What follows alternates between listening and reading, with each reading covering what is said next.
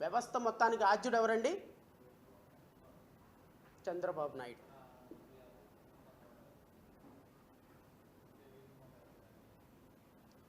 Telugu Desam party కొమ్ము కాస్తున్న మాలామాదిగ నాయకులకి ఈ వేదిక నుంచి నేను పిలుపునిస్తున్నా. జాతి మొత్తానికి మీరు చేస్తున్నటువంటి ద్రోహం, భావితరాలకి మీరు చేస్తున్నటువంటి ద్రోహం, అంబేద్కర్ రాజ్యాంగానికి మీరు చేస్తున్నటువంటి ద్రోహం, ఈరోజు కూటమి ప్రభుత్వ బూట్లు నాకుతూ వాళ్ళు ఇచ్చే పదవుల కోసం రోజు ప్రెస్ మీట్లు పెట్టి నిజంగా జాతిలో జరుగుతున్నటువంటి అన్యాయాన్ని మీ నోటి మాట ద్వారా దేవుడిచ్చినటువంటి టాలెంట్ మాకు ఉంది కదా, మేము ఏది మాట్లాడినా సరిపోతుందిలే అని యూట్యూబర్ల దగ్గర నుంచి చోటామోటా నాయకుల దగ్గర నుంచి ప్రభుత్వాన్ని మీరు కాపాడుతున్నటువంటి వైనం గుర్తుపెట్టుకోండి. 2029లో ఈ రాష్ట్రంలో తెలుగుదేశం పార్టీ భూస్థాపితం కాబోతుందన్న విషయం మాత్రం గుర్తుపెట్టుకోండి. మీలాంటి వ్యక్తులకి ఆశ్రయం ఇచ్చే ఏ రాజకీయ పార్టీని కూడా, ఎస్సీ వర్గీకరణకి సపోర్ట్ చేసినటువంటి ఏ రాజకీయ పార్టీని కూడా, అది ఏ రాజకీయ పార్టీ అయినా సరే, ఈ రాష్ట్రంలో ఈ దేశంలో పక్క రాష్ట్రంలో భూస్థాపితం చేయకపోతే మాల జాతి దళిత జాతి నాయకుల్ని దళిత జాతి బిడ్డలుగానే గుర్తించరు. అత్యంత దుర్మార్గకరమైనటువంటి చట్టం, అత్యంత దుర్మార్గకరమైనటువంటి అనాలిసిస్. 1956వ సంవత్సరం నుంచి ఈ సంవత్సరం వరకు కనీసం 2 రాష్ట్రాల్లో ఒక్క దళిత ముఖ్యమంత్రి అవ్వగలిగిన అవకాశం లేదే అని ఎందుకు ఆలోచించటం వల్ల? ఆలోచన రాదా మనకి? ఎవడికి వాడు వెళ్ళిపోవటం, ఎమ్మెల్యే పదవి తెచ్చుకోవటం, ఎవడికి వాడు 4 సంవత్సరాలు పోరాటం చేయటం, ఎంపీ పదవి తెచ్చుకోవటం, ఎవడికి వాడు 4 సంవత్సరాలు పోరాటం చేయటం, కార్పొరేషన్ పదవి తెచ్చుకోవటం, మాల నాయకులను దండలో వేసుకోవటం, మాదిగ నాయకులను దండలో వేసుకోవటం, వెళ్ళిపోవటం, సాష్టాంగ పట్టం, 25 లక్షలు 30 లక్షలు తెచ్చుకోవటం, ఎలక్షన్ వరకు ప్రజలందరినీ వాళ్ళతో తిరగటం, 4 ప్రెస్ మీట్లు పెట్టడం. ఎంత దుర్మార్గం! ఈ జడ్జిమెంట్ మొత్తాన్ని ఆద్యుడుగా ఉన్నటువంటి ఒక ప్రముఖమైనటువంటి నాయకుడు ఇక్కడ ఉన్నటువంటి సుజనా చౌదరికి ప్రచారం చేశాడు మొన్నొచ్చి 1 టౌన్లో. బీజేపీ సృజనా చౌదరికి ప్రచారం చేశారు. అసలు ఈ చట్టాన్ని తీసుకురావడానికి ప్రధాన కారణం భారతీయ జనతా పార్టీ, పవన్ కళ్యాణ్. ఈ సుప్రీంకోర్టు జడ్జిమెంట్ రావడానికి ప్రధాన కారణం భారతీయ జనతా పార్టీ, దానికి సపోర్ట్ చేస్తున్నటువంటి జనసేన పార్టీ. ఈ ఓవరాల్కి మొత్తానికి ఆద్యుడు చంద్రబాబు నాయుడు. చంద్రబాబు నాయుడు ఎప్పుడో చెప్పాడు, నేను మాదిగలకి సపోర్ట్, నాకు మాల ఓట్లు అవసరం లేదు, సిగ్గులేని మాల నాయకులు సిగ్గులేని మాల ఓట్లే చంద్రబాబు నాయుడు కోటేస్తున్నారు. ఆయన ఎప్పుడో చెప్పాడు. He's very clear and I'm very sorry. అసలు చంద్రబాబు నాయుడు గారిని విమర్శించడం కూడా పొరపాటు. Because he's very clear. ఆయన అబద్ధాలు చెప్పలా, ఆయన ఏ విధంగానూ అబద్ధాలు చెప్పలా.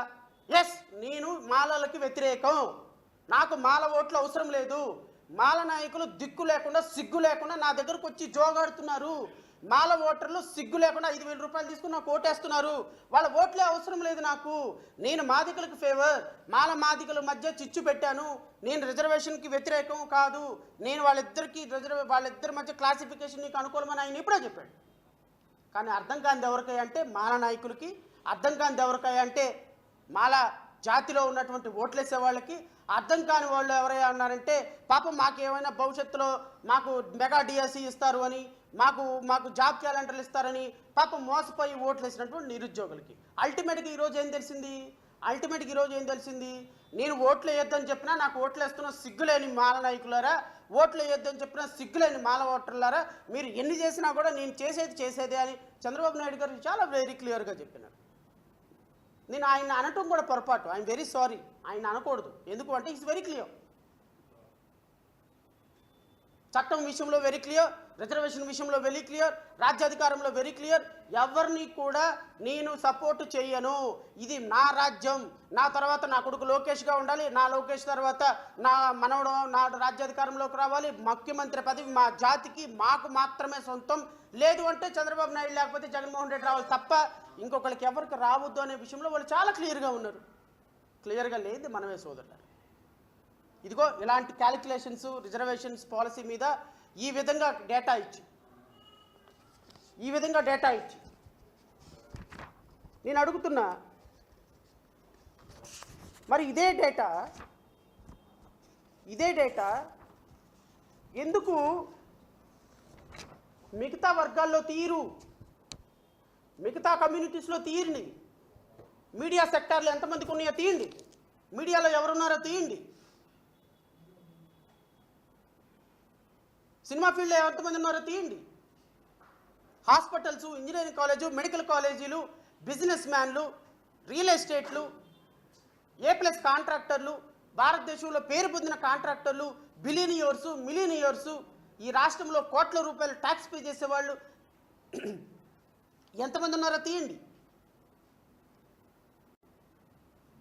దానికి ఒక కమిటీ వేయండి. సుప్రీంకోర్టు న్యాయమూర్తులు ఎంతమంది ఉన్నారు, వాళ్ళ పాపులేషన్ ఎంత? హైకోర్టు న్యాయమూర్తులు ఎంత ఉన్నారు, వాళ్ళ పాపులేషన్ ఎంత? జిల్లా స్థానంలో న్యాయమూర్తులు ఎంతమంది ఉన్నారు, వాళ్ళ పాపులేషన్ ఎంత? హైయెస్ట్ అథారిటీస్లో ఎవరు ఉన్నారు, వాళ్ళ పాపులేషన్ ఎంత? తీయండి, ఈ డేటా తయారు చేయండి. దాని ప్రకారంగా కూడా సమాన నిష్పత్తిలో పంచండి. ఎందుకు అంటే 3% ఉన్నటువంటి మేము 97% ఉన్నటువంటి వ్యక్తులను పరిపాలించాలి. 4% ఉన్నటువంటి మేము 96%గా ఉన్నటువంటి వ్యక్తుల్ని రూల్ చేయాలి. ఇదిగో నీకు ₹1 తినుపో ముష్టి. పోకిరి సినిమాలో ఆలీకి వేస్తాడు చూసా ముష్టి బ్రహ్మానందం, తినుపో ₹1 పండగ చేసుకోపో అని. కానీ మనవాళ్ళు ఆలీలాగా ₹1 ఏం పండుగ చేసుకోవాలరా, ₹1 ఏం పండుగ చేసుకోవాలని అడగటంలా. అమ్మో మా దయగల మహారాజు ₹1 ఇచ్చాడు, ఇంకా మాకే ఈరోజు సంక్రాంతి పండుగ, ఈరోజు దసరా పండుగ, మాకు ఈరోజు ఈస్టర్ పండుగ అని ఆ ₹1 తీసుకొని కళ్ళగత్తుకుని వెళ్ళిపోతున్నటువంటి జనాలు ఉన్నప్పుడు ముష్టి వేస్తానే ఉంటాడు బ్రహ్మానందం లాగా, ముష్టి ఎత్తుకుంటానే ఉండాలి. ఆ ₹1 చాలా గొప్ప అని భావించేటువంటి వ్యక్తులు, కార్పొరేషన్ పదవి, చిన్న పదవులు, నిన్నంట 30 కోట్ల రూపాయలంట పాస్టర్లకు రిలీజ్ చేశారంట. 30 కోట్ల రూపాయల గౌరవ వేతనం ఒక్కొక్క పాస్టర్కి 30. ఈ సిగ్గులని యదవులందరూ వచ్చి ప్రెస్ మీట్ పెట్టి 30 కోట్ల రూపాయలు రిలీజ్ చేశారు, 30 కోట్లని. మరి పిచ్చనాయాళ్ళారా, 30 కోట్ల రూపాయలు పాస్టర్లకు రిలీజ్ చేశారని సంకలు కొట్టి ప్రెస్ మీట్లు పెట్టే మీరు విశాఖపట్నంలో ఒకే ఒక ప్రాజెక్టులో 15,000 కోట్ల రూపాయలు ఉన్నటువంటి ప్రాజెక్టుని ఎకరం 99 పైసలకు లీజుకి ఇచ్చారు. ఆ విషయం చూసుకోండి. టీసీఎస్కి లీజుకి ఇచ్చారు కదా. విశాఖపట్నం స్టీల్ ప్లాంట్ని 1,20,000 కోట్ల రూపాయలు ఉన్న స్టీల్ ప్లాంట్ని ఒక చిన్న స్లాబ్ కరెంటు బిల్లు వేసి 500 కోట్ల రూపాయలు ఒక్క నెలలో 500 కోట్ల రూపాయలు కలెక్ట్ చేశారు కదా. దాని మీద మాట్లాడండి. 30 కోట్ల రూపాయల పాస్టర్లకు రిలీజ్ చేశారంట, గొప్పగా సంకలు గుర్తుకుంటున్నారు. ఎవరి డబ్బులు? చంద్రబాబు నాయుడు గారి డబ్బులా? నారా లోకేష్ డబ్బులా? కాయ కష్టం చేసి రక్తాన్ని చెమటగా మార్చి సంపాదించిన డబ్బులా? లేకపోతే హెరిటేజ్లో పెట్రోల్ పెట్టుబడుల నుంచి వచ్చినటువంటి ప్రాఫిట్ తీసుకొచ్చి ఆంధ్రప్రదేశ్ రాష్ట్ర ప్రజలకు ఇచ్చారా? ఎవరి డబ్బులు ఇచ్చారు? నేను కట్టే డబ్బులు, నువ్వు కట్టే డబ్బులు. ఇదో నా విలేకరు సోదరులు ఇప్పుడు వెళ్తే కిందకి వెళ్ళి ఒక ₹20 పెట్టి కూల్ డ్రింక్ తాగితే ₹2 గవర్నమెంట్కి వెళ్తుంది. ఆ డబ్బులు